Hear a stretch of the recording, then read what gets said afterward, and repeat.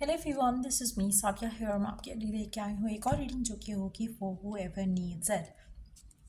Topic reading का रहेगा उन लोगों के लिए जो जानना चाहते हैं कि आपका पर्सन क्या सोच रहा है आपके बारे में। इस रीडिंग में हम उनके मैसेजेस भी ऐड करेंगे, सो स्टे ट्यून। और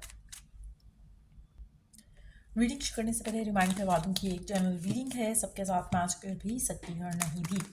सो जो बातें जो मैसेजेस मैच करते हैं आप उन मैसेजेस को पिक करो और बाकी सब कुछ छोड़ दो। अगर आप पर्सनल रीडिंग्स चाहते हो पेपॉल से इजी पैसे से पेमेंट कर सकते हो, सिर्फ तभी रीच आउट करो ताकि आपका भी टाइम वेस्ट नहीं हो और मेरा भी।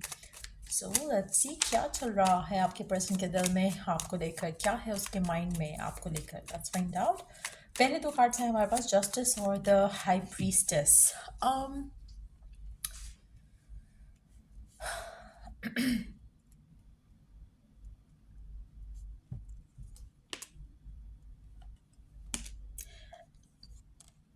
आप में से मेजॉरिटी लोगों के लिए आपका पर्सन जानता है कि वो आपके साथ करंट सिचुएशन में जस्टिस नहीं कर रहे हैं, ना आपके साथ ना अपनी फीलिंग्स के साथ। आपका पर्सन राइट नाउ आपको लेकर जो भी सोचता है, जो भी इसके दिल में फीलिंग्स आती हैं, ये उनको अपने तक रखता है, जिसकी वजह से ये खुद भी खुद से नाराज़ है अपनी इन हरकतों की वजह से, अपनी इन बातों की वजह से, जहाँ पर ये पर्सन अपनी फीलिंग्स को एक्सप्रेस नहीं कर पाता या फिर करना नहीं चाहता।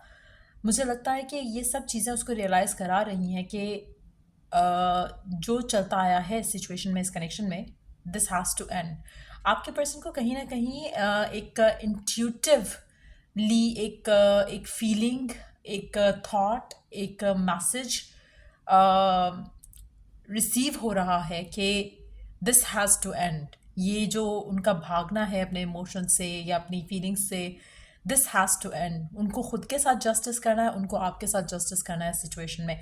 सो कहीं ना कहीं आपके पर्सन के दिल में एक थॉट के जैसे, एक ख्याल के जैसे एक चीज़ है कि जो अब तक चलता आया है इस कनेक्शन में, दिस हैज़ टू एंड। इस पर्सन को अपनी फीलिंग्स को लेकर एक्सप्रेसिव होना चाहिए, अपने इमोशंस एक्सप्रेस करने चाहिए, अपने दिल में जो है आपके लिए, आपको लेकर उसको उसको जस्टिस देना चाहिए रादर देन कि उससे भागना चाहिए। So let's see more cards here. Definitely person के दिल में आपके लिए बहुत ज़्यादा प्यार, एहसास है, जिससे शायद वो पहले भाग रहे थे, लेकिन उनको लगता है कि it's high time they have to accept कि हाँ, there is love. Let's see more cards here. Knight of wands, seven of cups. मुझे लगता है कि आपका person, wow, underneath the deck that's a confirmation. Underneath the deck we do have the emperor. आपका person, no matter what has been happening, जो भी चीज़ें इनको आपसे दूर रख रही थी, या ये जिन भी बातों की वजह से, जिन भी चीज़ों की वजह से, जिन भी लोगों की वजह से ये आपसे दूर रह रहे थे, मुझे लगता है कि ये उस सिचुएशन में है राइट नाउ जहाँ पर इनके इमोशंस, इनकी फीलिंग्स आपको लेकर इतनी स्ट्रांग हैं कि ये पर्सन आपकी तरफ एक्शन लेने के लिए तैयार हो रहा है। आने वाले कुछ दिनों में, व्हेन आई से कुछ दिन मीन्स के less than a week time में ही आपको एक मेजर चेंज नज़र आएगा इस पर्सन के एटीट्यूड में आपको लेकर, जहाँ पर आप देखोगे कि पर्सन आपकी तरफ एक्शन लेगा, अपने प्यार का इजहार भी करेगा और अपनी इंटेंशन भी शेयर करेगा, और आपसे शादी करने की बात भी होगी। आपके माइंड में जो भी ये पर्सन है जिसके लिए भी आप करंटली ये रीडिंग देख रहे हो, इट्स हाई टाइम कि आपको इस रिलेशनशिप में इस इंसान के साथ जस्टिस मिले, और वो जस्टिस आपको मिलने वाला है। आपका पर्सन आपसे आपके साथ अपने फ्यूचर को लेकर प्लान कर रहा है, और मुझे लगता है कि जो भी चीज़ इनके माइंड में थी जिसकी वजह से ये सोचते थे कि शायद कनेक्शन कभी वर्क नहीं कर सकता, या जो भी ऐसे लोग थे इनकी ज़िंदगी में जो कि इन्फ्लुएंस कर रहे थे रिलेशनशिप को, मुझे लगता है कि वो सब कुछ जो ब्लॉक बन रहा था आपके रिलेशनशिप में इस इंसान के साथ, वो ख़त्म हो जाएगा। इनको कहीं ना कहीं लगने लगेगा कि this nothing is more important than this. So कहीं ना कहीं जो इम्पोर्टेंस का रियलाइजेशन है इनके दिल में आपको लेकर, इस कनेक्शन को लेकर, वो डेफिनेटली हो रही है। और वो अगेन इट्स नॉट समथिंग कि जो कि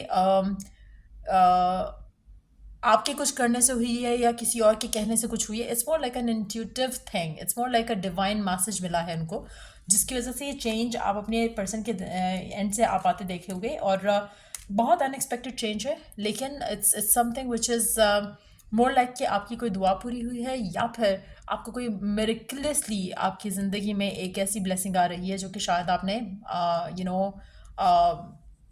डिज़ायर की हुई थी या विश की हुई थी। और फाइनली चीज़ें जो है बहुत स्मूथली आगे बढ़ेंगी या इस इंसान के साथ, चाहे आप इन टच हो चाहे आउट ऑफ टच हो, दोनों सिचुएशन में सिचुएशन सेम रहेगी। जहाँ पर अगर आप इन टच भी थे तो मुझे लगता है कि कहीं ना कहीं पर्सन आपके साथ जस्टिस नहीं कर रहा था, and this person knows that. ऐसा नहीं है कि पर्सन को अवेयरनेस नहीं है या पर्सन नहीं जानता कि वो आपके साथ गलत कर रहा था या कर रहा है, बट कुछ ऐसा बदलेगा इसके दिल में आपको लेकर, आपकी वजह से नहीं, किसी और की वजह से नहीं, इसके खुद की वजह से कुछ ऐसा होगा जहाँ पर या तो इसको ख्वाब में कोई मैसेज आएगा या फिर इसको इंट्यूटिवली एक फीलिंग आएगी कि what am I doing with my life. तो हो सकता है कि एक ऐसा मोमेंट आए इसकी ज़िंदगी में आने वाले कुछ दिनों में जहाँ पर ये सोचेगा कि मैं अपनी लाइफ के साथ क्या कर रहा हूँ और what I need to do. तो कुछ मेजर डिसीजन ये तब लेगा और तब ये सोचेगा कि इट्स हाई टाइम कि ये इस सिचुएशन को सीरियसली सोचे और वर्क करने की कोशिश करें, अंडरस्टैंड करने की कोशिश करें, and that's when this person is going to take action आपकी तरफ। और मुझे लगता है कि ये पर्सन अपनी फीलिंग्स इमोशंस को ओन करते हुए आपके पास आएगा और शादी की बात होगी। Let's see more cards here. 2 cards लेंगे हम सिर्फ इस पहले डेक से और उसके बाद फिर मैसेजेस ऐड करेंगे। The lovers and the S of wands. New beginning आपकी लव लाइफ में आने वाली है। आपका पर्सन अपने आप को स्ट्रॉन्ग कर रहा है to take action towards you. ठीक हो क्या? मैसेजेस देखते हैं पर्सन के, क्या मैसेजेस हैं आपको लेकर।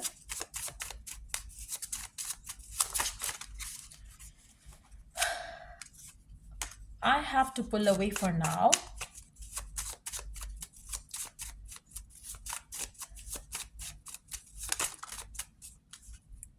आई चूज टू वॉक अवे और stay silent but am badly affected. आप में से वो लोग जो राइट नाउ नो कॉन्टैक्ट की सिचुएशन में है, मुझे लगता है कि आपके पर्सन ने आपसे जानबूझकर खुद को पुल अवे किया था, क्योंकि इनको समझ नहीं आ रहा था कि सिचुएशन को कैसे हैंडल करें। आप में से कुछ लोग ऐसे भी होंगे जहाँ पे आपका पर्सन ने आपको घोस्ट आउट कर दिया कम्प्लीटली, बगैर बताए कुछ भी, ऐसा बात किए बगैर, कोई क्लैरिटी दिए बगैर आपसे दूर हो गए हों।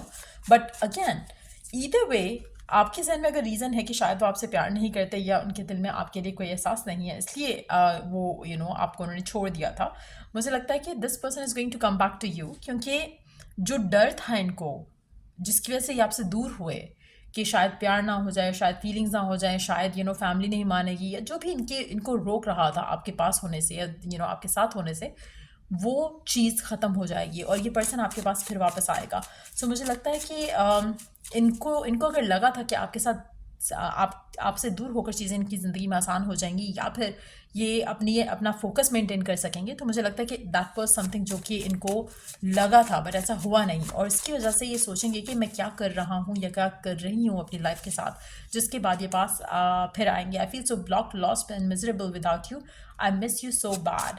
आपका पर्सन आपके पास वापस आएगा क्योंकि इसको मिजरेबल फील होगा या हो रहा है ऑलरेडी, और ये आपके पास आएगा। आप में से मेजॉरिटी लोगों के लिए आपके पर्सन ने जानबूझ के आपसे अपने एक स्पेसिफिक डिस्टेंस बनाया हुआ है या हुआ था।